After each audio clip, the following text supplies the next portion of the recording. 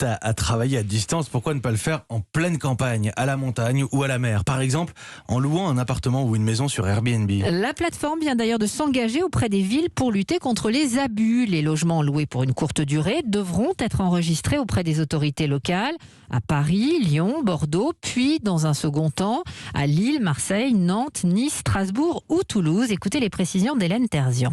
Si vous souhaitez louer votre logement sur Airbnb pendant moins de 30 jours dans l'une des villes concernées, il faudra mentionner votre numéro d'enregistrement délivré par votre mairie, sans quoi impossible de poster votre annonce. Cette mesure est déjà obligatoire, alors pour Yann Brossat, adjoint à la mairie de Paris en charge du logement, c'est un effet d'annonce. Je vais quand même pas me prosterner parce que cette entreprise qui enfreignait la loi depuis des années se met soudainement à annoncer qu'elle va le respecter. En ce moment, il y a effectivement un changement d'ambiance lié à l'absence de touristes. Et donc, depuis quelques mois maintenant, nous récupérons à nouveau ces logements. Moi, ma crainte, c'est que demain, qu'on en revienne à la situation d'avant où nos quartiers étaient blindés de logements Airbnb. Ce numéro d'enregistrement devrait justement permettre de mieux tracer les offres sur la plateforme, de quoi rassurer l'adjoint en charge du logement à Bordeaux, Stéphane Pfeiffer. On va pouvoir mieux contrôler le respect des réglementations par les propriétaires. Typiquement, aujourd'hui, la limitation elle est de 120 jours de location par an. Mais quand vous louez sur plusieurs plateformes, on n'est pas aujourd'hui en capacité d'aller croiser les informations. Airbnb fait ici un premier pas. Les collectivités attendent maintenant que les autres plateformes suivent le mouvement.